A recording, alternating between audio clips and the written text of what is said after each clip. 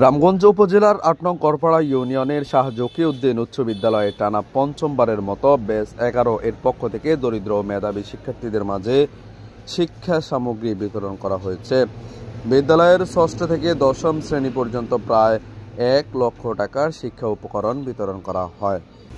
দরিদ্র শিক্ষার্থীদের জন্য ছিল খাতা, কলম, পেন্সিল সহ প্রয়োজনীয় শিক্ষা সামগ্রী এবং অতি মেধাবীদের জন্য উপহার হিসেবে ছিল বিশেষ খাতা ও কলম। অনুষ্ঠানে উপস্থিত ছিলেন বিদ্যালয়ের সম্মানিত প্রধান শিক্ষক মনির হোসেন বিএসসি, সহকারী প্রধান শিক্ষক রাকিবুল ইসলাম, অন্যান্য শিক্ষকবৃন্দ এবং ব্যাচ ১১ এর প্রাক্তন শিক্ষার্থীরা। এদের মধ্যে সাব্বির আল সাফা, শাহাদাত হোসেন পলাশ, আহাদুর রহমান ও আনোয়ার। এছাড়াও বিদ্যালয়ের বর্তমান ছাত্রছাত্রীদের উপস্থিতিও ছিল চোখে পড়ার মতো।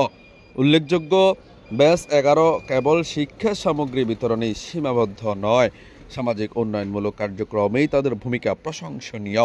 কখনো গরিব শিক্ষার্থীদের মাঝে গাইড বই বিতরণ, কখনো বন্যার্থ ও শীতার্থ মানুষের পাশে, আবার কখনো অসহায় গরিবের খাদ্য সামগ্রী পৌঁছে দিয়ে মানবিকভাবেও অনন্য নজির স্থাপন করেছে তারা।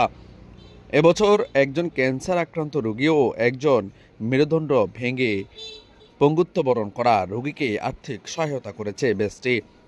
বিদ্যালয়ে ও সমাজের প্রতি এই ব্যাচের ধারাবাহিক সহযোগিতা নিঃসন্দেহে একটি অনুকরণীয় দৃষ্টান্ত।